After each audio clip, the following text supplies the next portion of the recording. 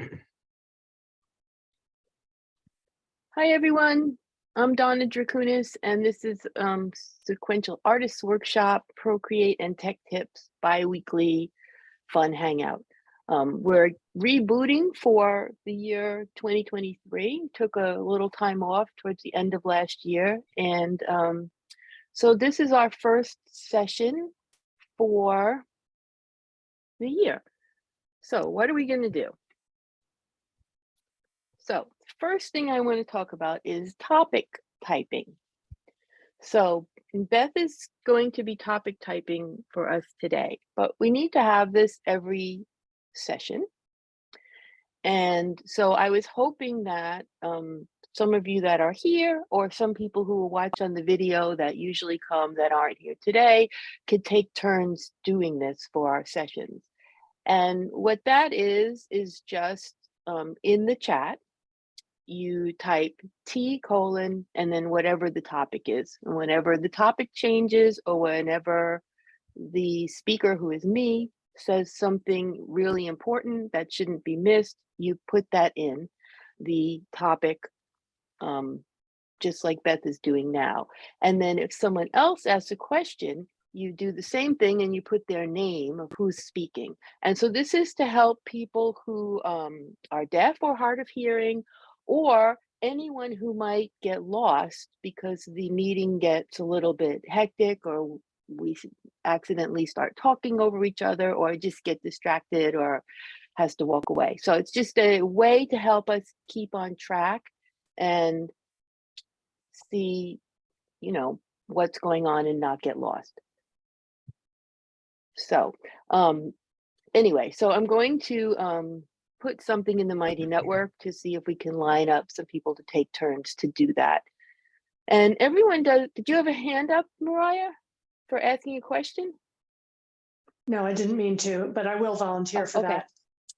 Okay, so I'll put it in the Mighty Network and we can make up a schedule and just take turns doing it. That way it's not a big deal for anyone to do it.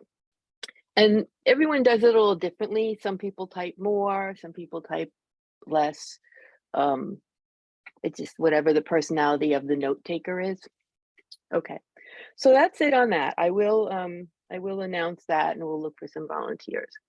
So I have a typo in my notes here. So we're going to talk about what we are going to do this year. So first thing is need topic typers. Okay, we discussed that. The next thing is, next week I'm going to wrap up our 1-point perspective project that we were doing before. I'll do a little bit of review, show you how the feature works in Procreate.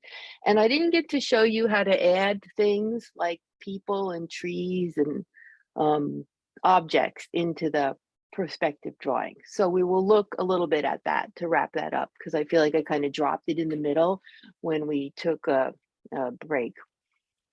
And then for at least the first quarter or first half of the year, I want to do draw together sessions.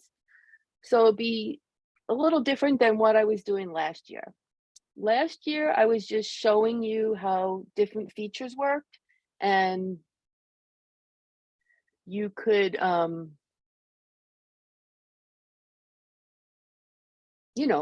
watch it later, figure out how to do it, figure out how to use it on your own. This year, I want to say that we will do specific things together. So let me show you like what I'm thinking about. I will pin my iPad so you can read it. Okay, so I'm thinking that we'll do things like this, like digitize and edit a sketch. So maybe you have something you drew on paper and you want to bring it into Procreate to use it in a comic. So how do you do that? So like maybe we'll do that together. And what I'll do is, ahead of time, I will tell you what you need to have. Like you need to have a picture that you drew and take a picture of it with your phone or something like that. So I'll tell you what you need to, have in advance if you need to do something like that. So that was one. I use paintings a lot for backgrounds. Let me show you. I got to get up and lean over my thing here, but I do stuff like this a lot and then bring it into Procreate and then draw comics on top of it. So we'll like look at how you can do different kinds of backgrounds on paper, or things that you might have already laying around that you've done before that you didn't have a purpose for, how you can use those in comics. Maybe we'll do a comic using digital collage. Maybe we'll take a person or animal character that we've already made. It could have been on paper or digital, and we'll look at features in Procreate like liquefy and warp and make that person or animal more interesting and add character to them using digital techniques. Those are just some ideas. So if you have any that you want to do, like you can throw them in the chat right now, or raise your hand and whatever. We can talk about this a little bit, because after this, we're going to go back to my other page of notes. And today we're just going to talk about that kind of stuff. And I'm going to play a little bit. I'm going to show you some things I've been working on. And what I'd like to do is just kind of get an idea from those of you who are here right now and whoever watches this video later. What are some specific things that you'd like to do together? Like, you know, draw a scene, draw a character, color a black and white panel for a comic, you know, whatever you are thinking about. So, yeah, go ahead, Beverly. One of the things that still has me confused is when I using text and fonts, and I still have somebody doing my lettering for me, and I did get on my bigger pieces, but I did get what's it called? Not Adobe, but the simpler version. I have it on my iPad now. Just what is it? What, I forget what it's called. Maybe you've got Affinity Publisher. No, or Affinity Designer or something like that. Just the very basic thing that goes at Photoshop. I just have basic Photoshop actually on my iPad. So, and I don't know. So we can talk about, so that would be a good thing. Superior. Like, is it superior for lettering? Is it not superior? Can you do the same thing in so Procreate? we could do a draw together, like add text to a panel of comics, and we could look at 2 or 3 different options for doing that. Because it always looks so much better. It looks so much better in Photoshop, but I don't know why. Maybe it's just the skill of the person who's doing it, not the. Well, there's multiple reasons for using different apps for that kind of thing. So yeah. Okay. Thank you. You might want to do it all in Procreate because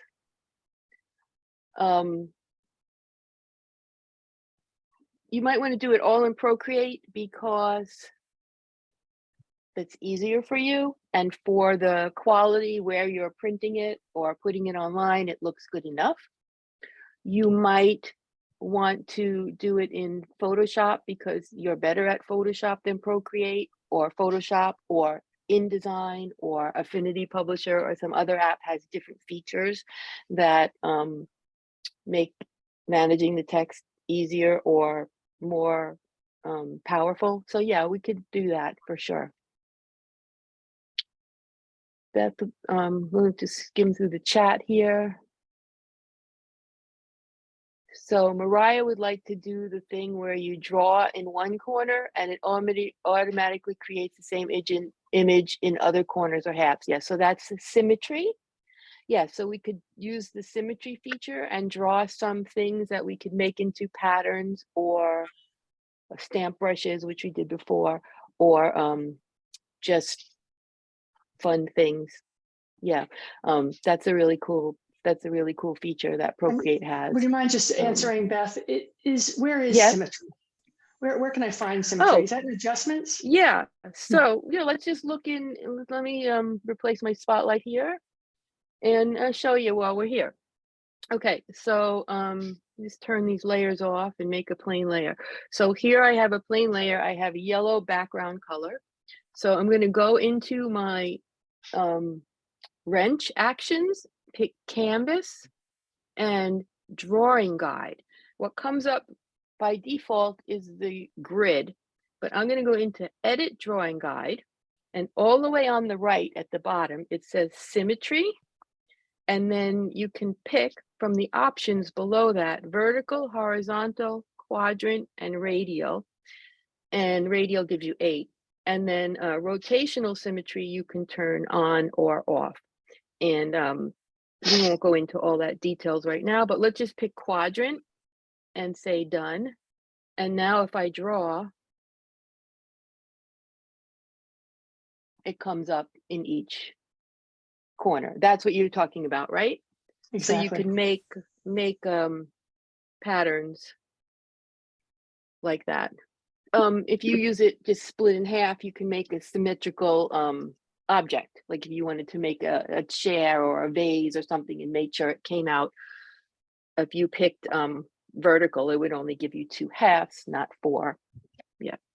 And then just a tip though, if you're using that, the layer you were on when you turned the drawing guide on is the one that gets affected by it with assisted drawing. If I create a new layer to work in, it does not say assisted drawing. So if I draw on the new layer, it only comes up in one corner.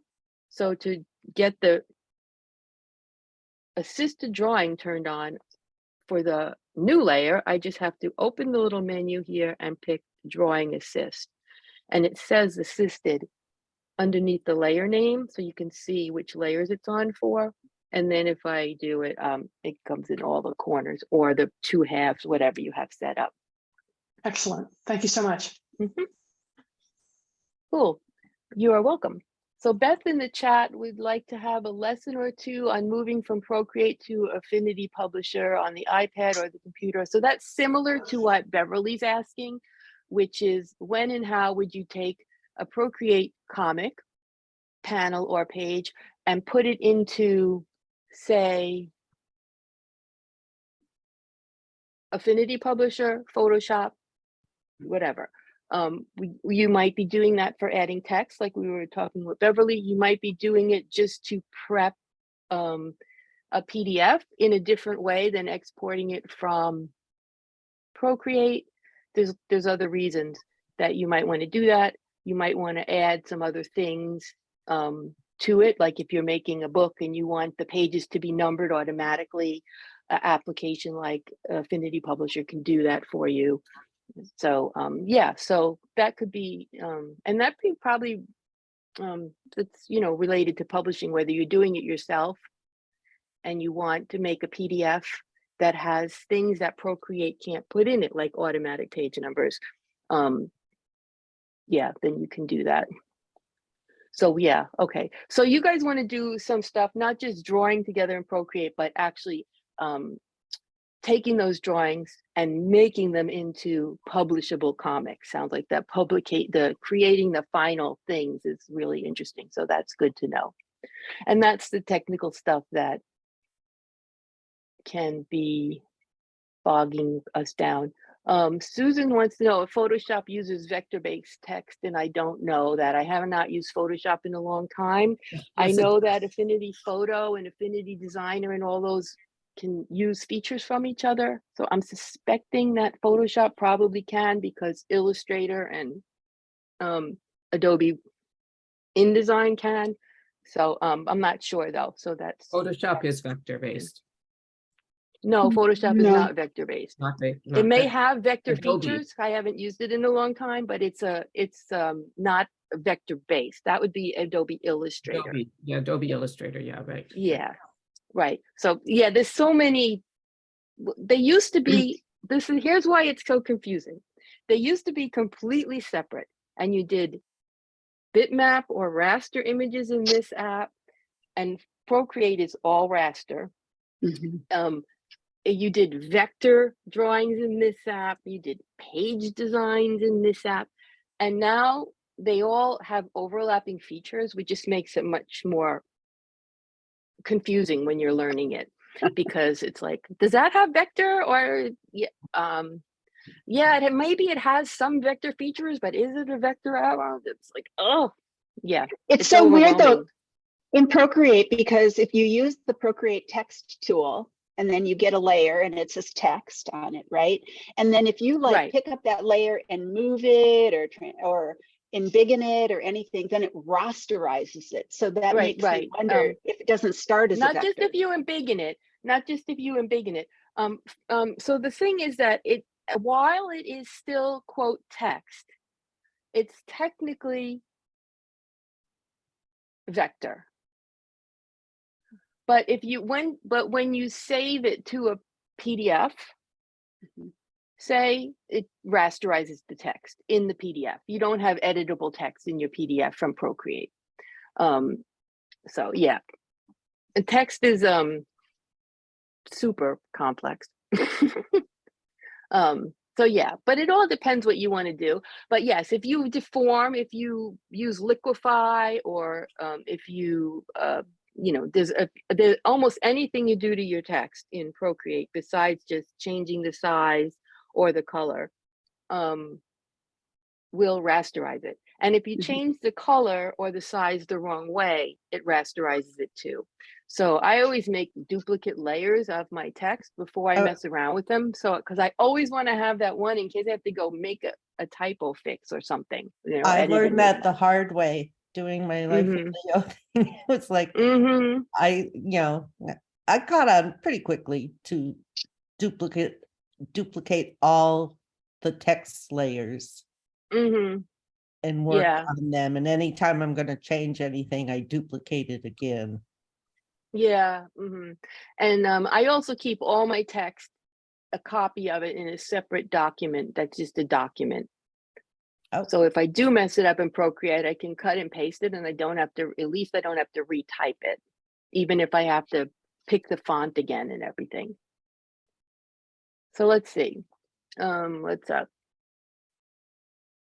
Yeah, so Beth is saying, yeah, for setting up a zine or printing on our own or sending things to Mixam, that's what we'll look at. We'll have a couple of sessions on that. I've been meaning to do that anyway, so. Okay, so Carol's question is how to take a page out of Procreate stack and put it in a new or another stack. Oh, we can do this right now. And it could be something that we talk about later, but a little bit of stuff in stacks. So here's something I'm working on, right? And it's in a stack called Mummies and Me. And let's say I want to take a page and move it into a different stack. So I can use my pencil or my finger. I just press and hold on it. If I wanted to do multiple ones, I would say select and then click multiple ones and press and hold, but I'm just going to do one. Press and hold, and then I drag it. I can use my other hand and touch that title, or I can just come over and hover and it comes out of the stack. And then I can pick another stack and go in it. And when I let go, it goes in the other stack.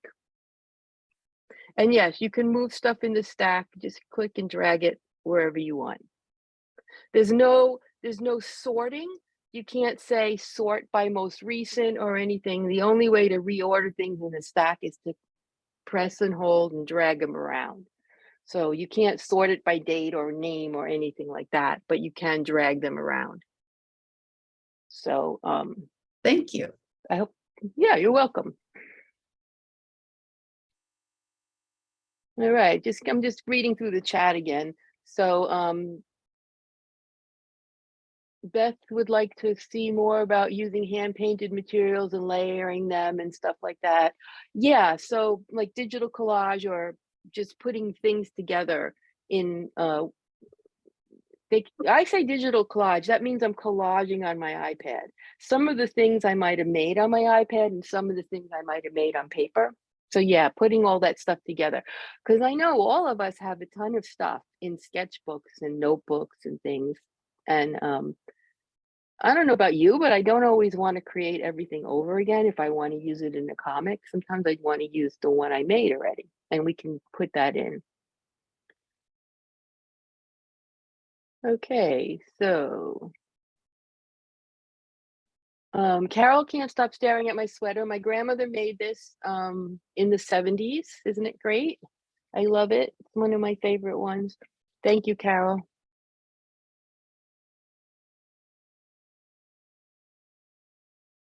Okay, yeah, so that looks like all the questions in the chat for now. So do you guys want to see some stuff I've been working on? And some of it is related to what Beth was saying about how I put stuff together.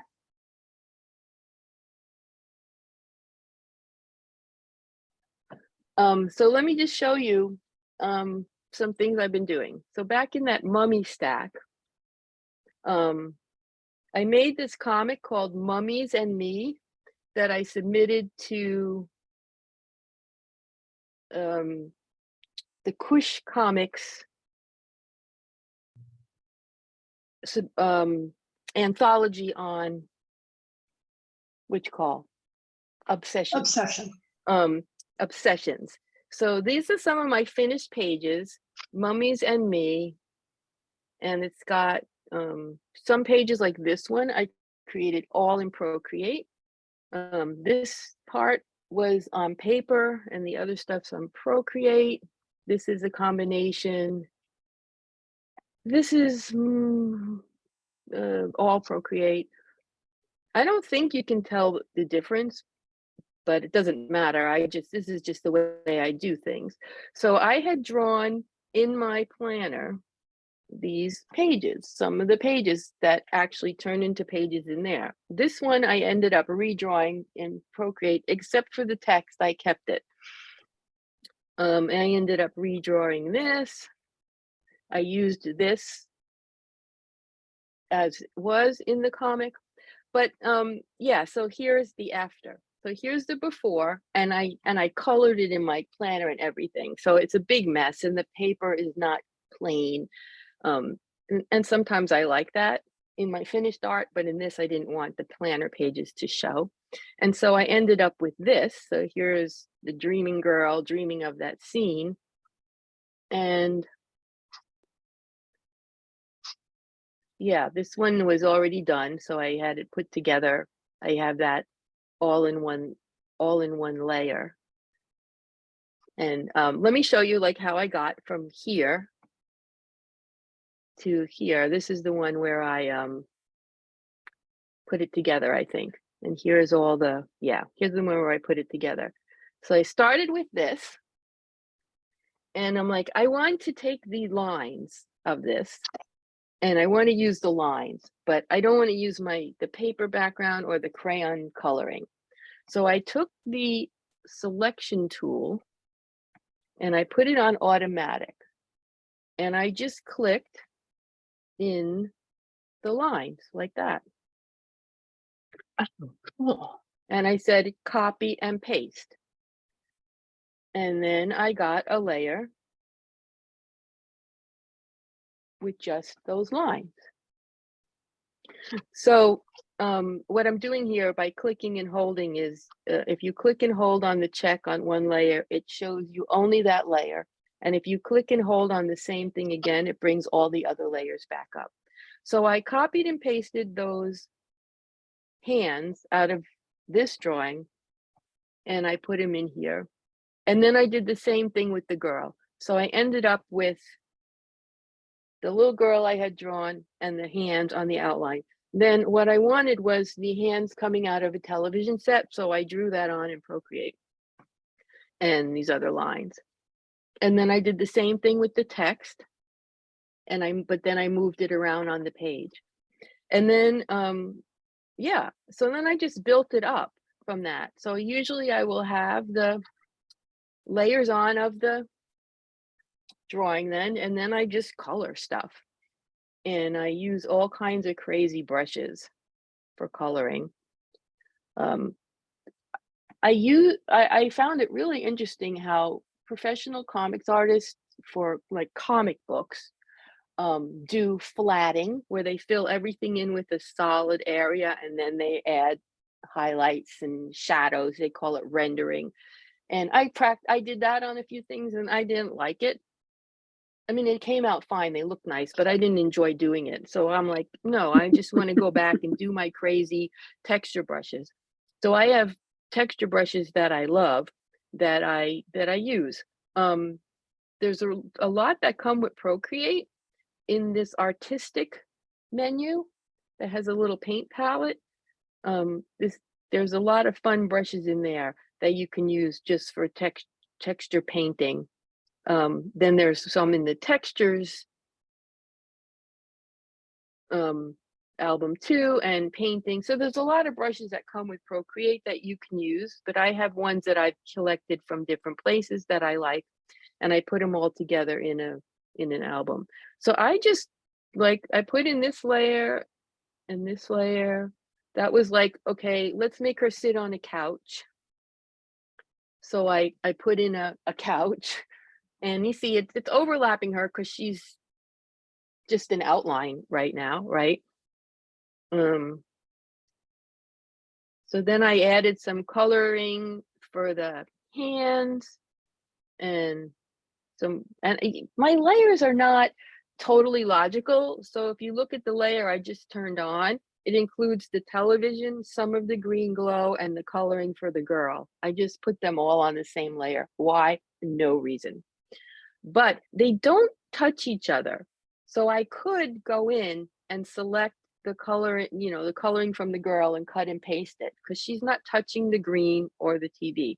The coloring for the hands is in separate layers. I have one with the colors and one that's white. And I could merge them, but I didn't run out of layers, so I didn't. And then I filled in the letters with color. And I did that. Let me show how I did that. And how I filled in the hands. I always make a layer underneath the layer I want to color. Then I pick a color. Now in this case, I only want to color inside the letters. I don't want to make a mess. So I took selection on automatic, and instead of clicking the outlines, whoops, I'm probably on the wrong layer. Yep, I'm on the wrong layer. I'm on the wrong layer a lot. Instead of clicking the outlines, I clicked inside each layer, each letter. I clicked inside each letter, so it's selected. And now when I take my brush and paint, it only paints inside the letters. And this is what I do scribble coloring a lot. And I'll take these crazy brushes and I'll make them bigger and smaller. And sometimes I drag them around and sometimes I just tap with them. And that's like what I do with crayons and markers and things too. So I kind of do my stuff on here the same way that I do on paper. And there I've got some nice colorful screen letters now. And then you can unselect. And so, yeah, so I colored inside the lines. In that case, I did it on the same layer. Before, when I did it before, I had done it on a separate layer. Doesn't, that particular thing doesn't matter.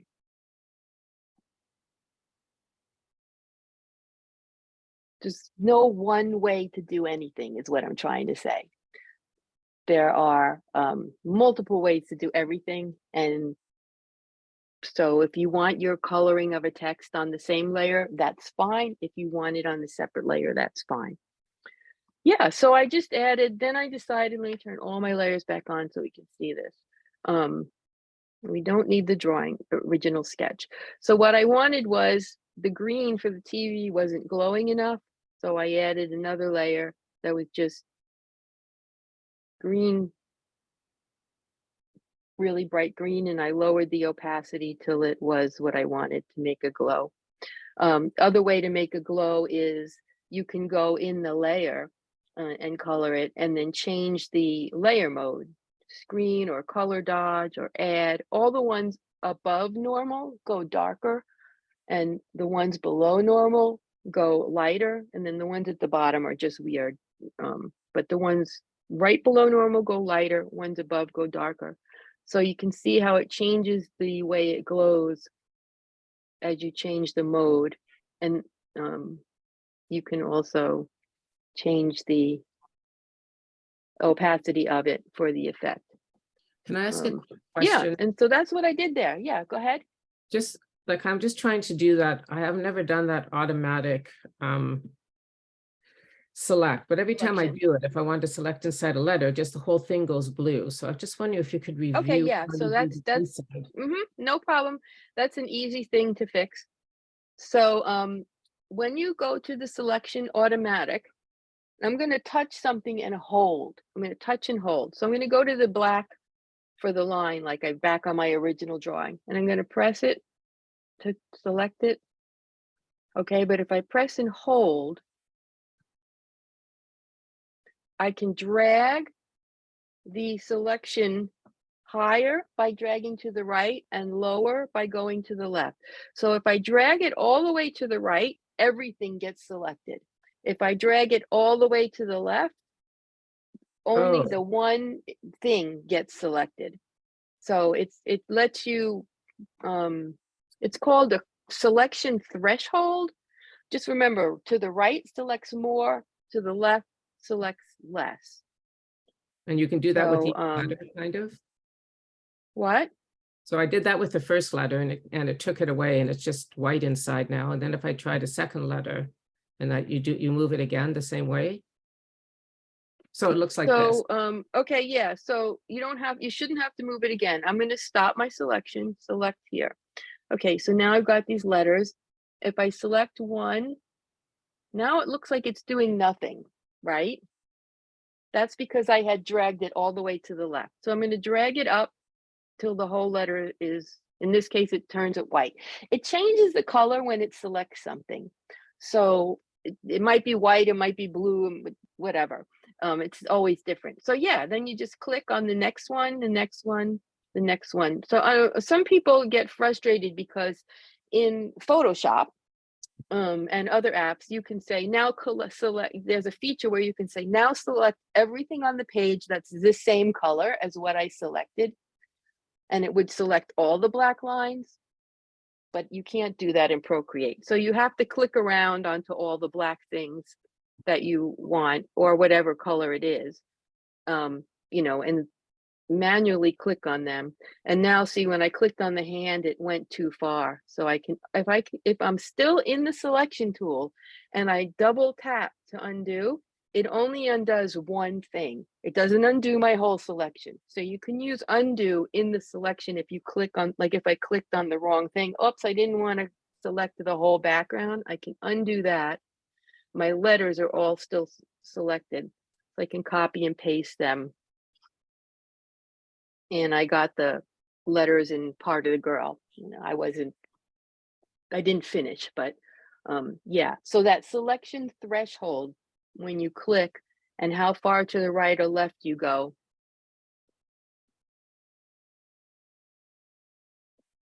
and using undo in the selection is all part of that. But remember that, because yeah, if it selects the whole thing, you need to drag left. If it doesn't select anything or it doesn't select enough, you need to drag right.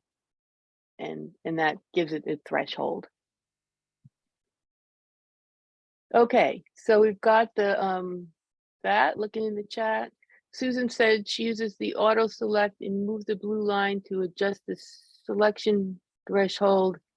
She still has a little jagged line just inside my brush line. Yeah, it's not perfect.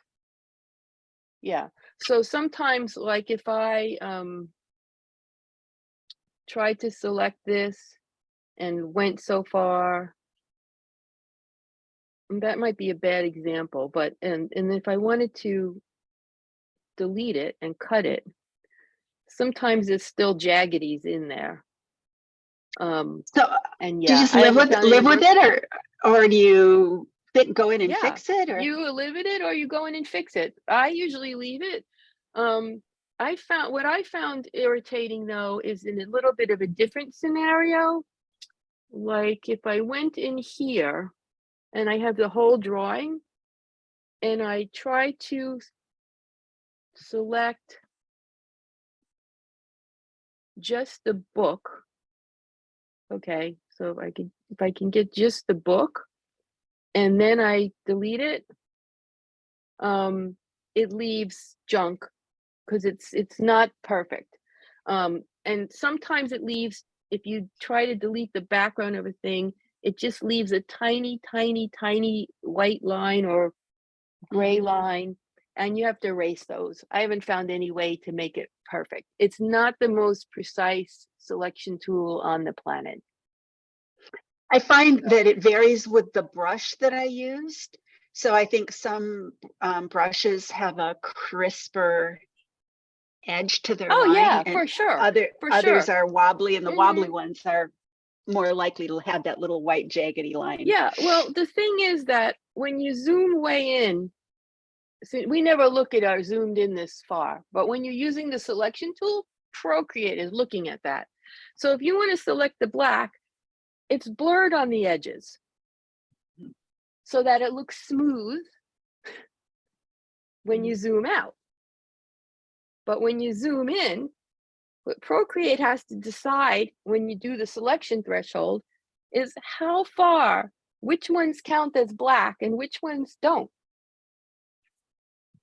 So does this one? Yeah. This one? Yeah. This one? I don't know. And that's what the selection threshold thing is doing. You know, I'm zoomed so far in, I don't even know what it's selecting. But wait, do that again. Whoop, whoop. Yeah, so see when I go in there, that's what the threshold is doing when you're doing it just a little bit. It's deciding how much of those pixels, which ones count as black and which ones don't. It's called anti-aliasing when it does that. Yeah. Yeah. So that's when Procreate gets really technical on you, and it's trying to figure out what's the best thing to do. And yeah, people say there's artificial intelligence, not yet. Computers can do some pretty good stuff, but they're still not smart enough to know which pixels like might count as black or not when you're doing that. So anyway, so that was one thing I was doing, which was extracting the lines that way and then coloring them in this thing. And then here's another one I'm doing, which is I did, you probably saw some of these on either Instagram or the Mighty Work, where I'm doing Mummy's New Year's resolutions. And so these are, I am leaving the junk in from my planner. I did them in the same kind of planner. And basically, I just took a picture of it and opened it in Procreate. And some of them came out too dark like that from the photos. So I have like some little cheat, stupid things I do. Like I will pick white. Let's see. I have a palette that has pure white in it because I have trouble with the double clicking on the disk to get white. And what I'm doing, I'm just dragging white into part of the darker part of the background and drop it in and lighten the image. This color drop has a threshold too. Just like the selection tool, you can drag to the left and drag to the right, and you can drop more or less white in the drawing or whatever color it is. So if you're doing color drop, interesting thing is if you have something really solid, like say I wanted to change the lines on this guy to purple, I could color drop into that and I could pretty much get a fairly solid, at least as solid as the black lines were, purple lines, right? But if you color drop into an area that's already colored, you can get some really cool effects just playing with things like that, rather than just dropping into a solid area. So that's sort of what I do with the white, is I just drop it into a thing and kind of brighten the whole page as much as I wanted to, which was kind of a little bit dumb for this project, because what I ended up doing then was going in and adding adding splotches and stuff to my page. So I have a plain background of blue. And then because these are mummies, I used a linen brush and I put some tan linen markings on my background. And then I have my drawing and I switch it to multiply mode. When you switch something to multiply mode from normal, anything that's pure white disappears. So since I filled the background of my drawing with white by dragging it in, when I turn it to multiply, the pure white stuff disappears. And then I could put a layer under it and add my own coffee stains and stuff to it. Yeah, so that was interesting. And again, I just have these, what I did was, let me turn that off. I started with this on normal and I duplicated the layer first, duplicated the layer. And then so now I have two of them. I turned the top one, which is going to be my drawing still. Click on the little N and turn it to multiply. Okay, now I have the bottom one, which is still in normal mode. So I went into the layer menu. Now, if you click over here on the N, you get this menu for opacity and layer blend modes. If you click on the drawing icon itself, you get this menu, which gives you other options. So here I want to select every pixel on this layer that's already got a pixel in it. I don't want to select outside of it where it's blank. So I just say layer select. Come on, select. Now you can see it's selected. It didn't select the background, but it selected everything in there. And what I did is I went in my colors and I went into my mummy palette and I picked a color I've been using and I said, I picked a really light one. I don't know which one I did. One of those. And I said, I went back to that same layer that's selected. So layer select, then go back to the same menu and say fill layer. And so I filled that layer with a dark color. And then I took the eraser tool with one of my funky brushes. That's one way to do it. And another way is to just take one of your funky brushes and a much lighter color. So this is one of my current favorite brushes. It's called Cinnamon, and it's from a set called Paint and Chill that I got. And I made it pretty big. It can get really big. And I just went around like that and messed up the page. But I forgot to make a alpha lock, so it went outside of the paper. So I'm going to undo that. And I'm going to slide twice on this layer and say alpha lock.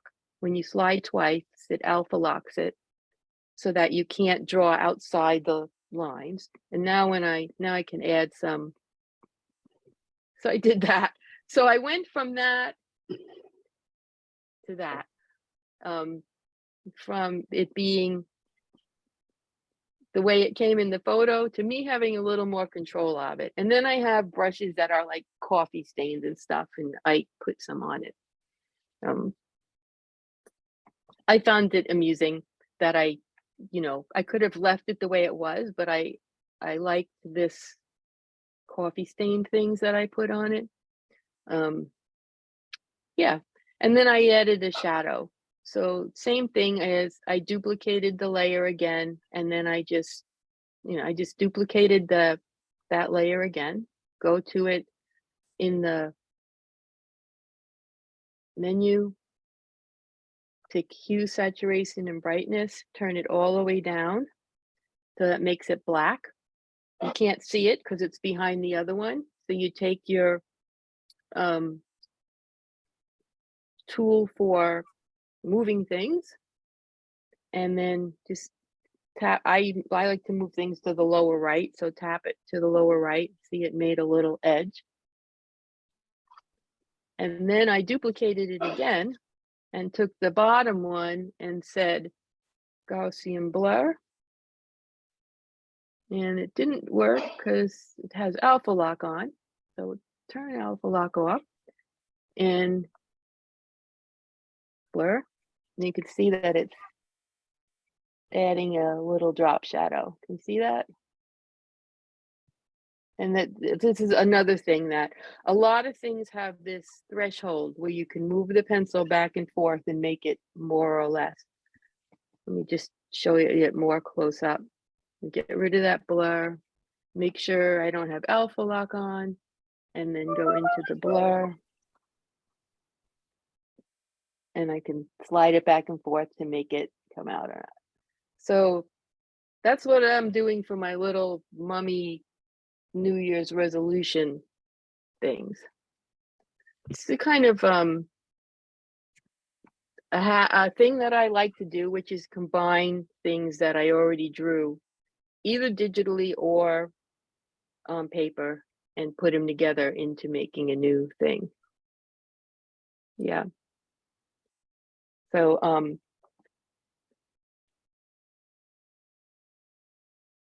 yeah, so I have, thank you, Beth. I have the most creative use of Procreate brushes I've seen anywhere. I just make stuff up. Thank you. Yeah. I have watched tutorials to learn how it works, not to really copy anyone's techniques.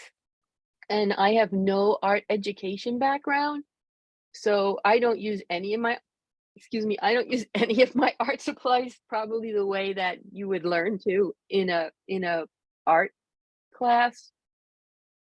So I think for me that's a benefit. I just do what I want with the art supplies. Like I'm like, it's like a kid in a toy store. You give me all these things to make marks with, and I just do it.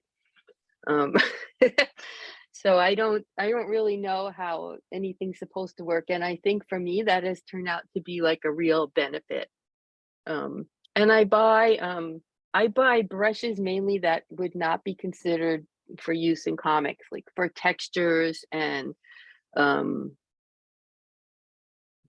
this one I'm working on here has a galaxy background.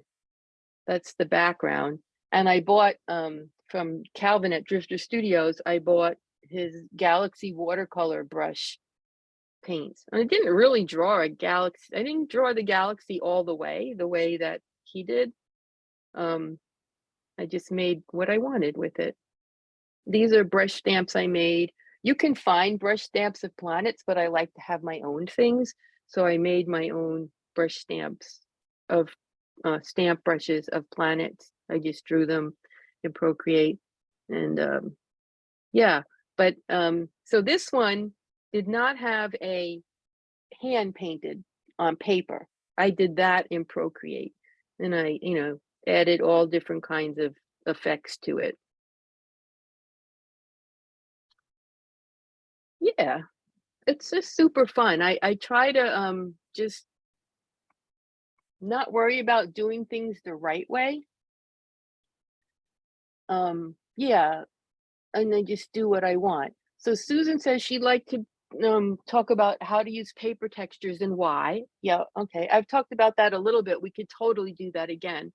In the one I showed you, and in this one too, I've been doing this a lot lately. Open one where it doesn't have colors everywhere. I made my own paper texture in here with with brushes rather than using a canvas that was pre-made with paper textures. But I could do one where we could start do a couple drawings, one with each one. I got these brushes called, what are they called? Tubs backgrounds. Let's see, we'll go into the brush. So what I did here is I opened my brush folder, clicked on a brush, click on it a second time, and it opens the brush studio. If you go all the way to the bottom, you can see about this brush. And if people you get brushes from are smart, they put in where you got the brush from, so you can tell your friends. So I got this set from Shout Bam, and it is a set of paper textures. So let me turn off layers here. Turn off all the layers. I have a blue background there, but a lot of times I do this just on a white background or a tan background.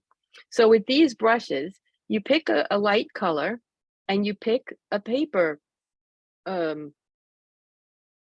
You don't have to pick a light color. I mean, you could pick a dark color. Let's see, open my layer. And I like to make the page really, if I want to make a paper texture, I like to make the document really small and the brush really big. And then I just go like that. And there, can you see it? I added the paper texture to that. And I usually do 2 of them. So then I would like either make another layer or pick a different color. That's, I stick with kind of neutrals, but then I pick a different color and then I would pick a different one in the thing. I happen to like the, what's the one I like? I don't remember. The one I like, I put in my own folder because I wanted to remember it. Oh, milkweed. I really like this one. And I do the same thing, make it small, make the brush really big, color the whole page. And then when you go back in. So that's really a fun way to do it.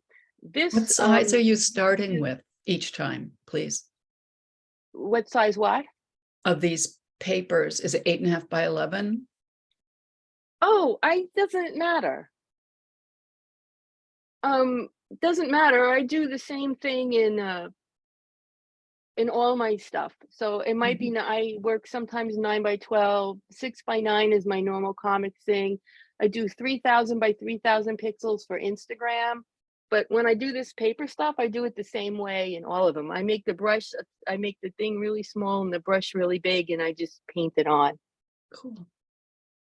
So I do it the same way no matter what size of canvas. So these brushes are from, I have to look because I can never remember, Shout Bam. I'll type it. Shout Bam. I love these texture brushes from them. So I got them. I don't get brushes from the same place most people do. Like most people use retro texture supply, I think it's called, and True Grit. They have loads of great brushes, but I don't have very many from them, or maybe none. So this Tubs backgrounds, they also have these ripped paper brushes that I like, that you can use to like put around photos to make it look like it's ripped out. To make a ripped paper edge. I mean, you could do this yourself by taking a picture of a piece of ripped paper, but I like these that they're already done. So I liked those brushes a lot. And I have been using them for all my paper textures lately. The interesting thing about it is that you can put them where you want. So I'm going to undo everything I just did and take this back to where it was when I started. And if you look in here, this back layer really doesn't have anything in it. It's just a light color. My paper texture layers are up at the top. And I have changed the blending mode on it to darken.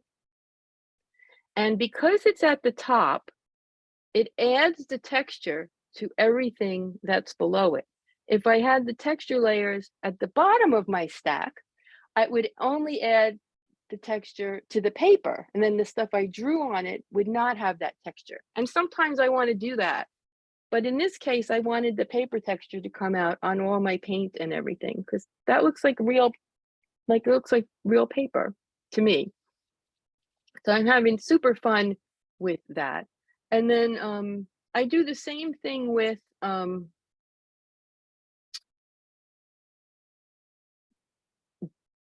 what do you call it? Halftone dots. I was reading Something is killing the children. And I love the way they use halftone dots in it. There's a really light layer of halftone dots over everything. And the dots match the color of each part of the page. So I figured out how they do that. So I'm not sure where I've used this. No, I have not used it here. So see here, we have a little paper texture and some colors, but there's no halftone dots here. So I'm going to put a layer way at the top, a new layer, and I'm going to set my color to gray. Doesn't matter how dark the gray is because I'm going to change the opacity and everything anyhow. So this is another way to add texture to your whole drawing, and that it's not a paper texture per se, but I like this a lot. And I got some ones that I like called dirty halftones. I love these. And if I go into about the brush, it's also by Shout Bam. So I really liked their brushes. So it has a whole bunch here. And what it does is it has a sprayer that works like an airbrush, a texturizer, and a shader. And they all match each other. So for my overall ones, I use their texturizers. So I take the one that I want to use, and again, I make it as big as it goes. I make the picture really small, and I color it over the whole page. And now if I zoom in, can you see the dots? These are called dirty halftones, so they're not like really perfect. So now what I do is I go into my layer that has the dots on it, and I change it to either color burn, which makes it a darker version of the color. So here my halftone dots are a darker skin tone, a darker blue, or you can change it to color dodge, which makes it a lighter version of the color. And then I almost always bring the opacity almost down to 0 because I just want it to be like this subtle hint of texture. And I copied this technique from Something is Killing the Children because I really liked the way their things look. Yeah, so that's the way with brushes to add paper textures and things. I did show the other way where people make paper canvas templates, and I can show you guys that another time. We're done with our time today, but I will I'm going to save the chat right now so that I can add all those things we talked about to our list. Ultimate Procreate background set, Susan, Shout Bam. I couldn't find the, I just couldn't find the Shout Bam. Yeah, I I'll couldn't try find to- the brush I that will, you were mentioning. Okay, I'll find the links and post it in the Mighty Network because I don't know where it is right now. I just, know from looking in the brushes that that's what I got. But I love those. But if you have halftones and paper textures from somewhere else, you can do the same thing. If you already bought halftone brushes from Retro Texture or True Grit, do the same thing. I mean, there's no I happen to like these, and I found them before I found the other ones, and they were a lot less money, so I got them. But if you already bought different ones, it's no I don't think any brand is better than another one. Just depends what you can afford, what you have, and if you want to buy them for to do a specific thing, then you need to check which ones do what you want. But mostly, I just like to make a mess. Yeah. I just like to make a The mess. Shout Bat ones are on some kind of sale, or maybe just because I signed up, but it's saving 30%. Oh, cool. And I just really like them. They don't have a lot of products, but I like the products that they have. I will look for the link and post it. Did you get them Oh, yeah. to design cuts? the shout band? Probably not. I probably I- got uh-huh, it through. It is. I might have, but usually I get stuff from Gumroad, but yeah, I don't. Well, I know Design Cuts always has the shout band brushes. Oh, okay. So I might have may have gotten them a from ton of Design Cuts. sales. Yeah. Mhm. That's what came Like- up when I Googled Shout Bam. was it That took me might to be where I Design got Cuts. it then. I buy stuff from Etsy, Gumroad, Design Cuts. I think those might be the main three. And then They have sometimes people brushes only on have it on Etsy? their own website. Yeah. Wow. Yeah. Okay, folks, thanks for coming. I saved all have the another ideas. Go question. ahead, Deb. I have a technical, I have a publishing question. Okay. So, like, my daughter wants to do Life with Leo in a Hold on just hardcover. a second, okay? Wait. Hold on, Deb, just a second. Okay. My mom was hollering. I'll be down in a minute. I have to go. I have company, but we can do your question, Oh. Deb. Yeah, but so how do you publish a hardcover and still have it on Amazon? Because Amazon doesn't publish hardcovers with less than 75 pages or whatever. Oh, okay. That's like too much to do right now, but I will save that. I'm not going to probably do that in the Procreate class because That's why but I'll I'm ask just my popping husband in at because the end here. Just no, that's cool. I'll ask my husband because I did publish a hardcover book that we did sell on Amazon, but I'll have to ask him how we did that. that would be awesome if you could check into that. for me. Okay, they didn't print it. But you can still sell stuff on there. So I'll But look do you I'll have look like into that for you. another publishing site that you use that's a free site? I use a lot of different places. So yeah, this particular one I had printed in Lithuania, but I use Mixam, Printing Center USA. We always are checking them just to see who has the best prices. Right now, Mixam has the best prices. Okay, I actually wrote Okay. that down because that was in the chat. Okay. Printing USA. So Okay, Printing Center USA, yeah. enjoy. But I'll try to find that info and post it on the network. So see you later, Deb. Bye. Happy New Bye. Year. You too.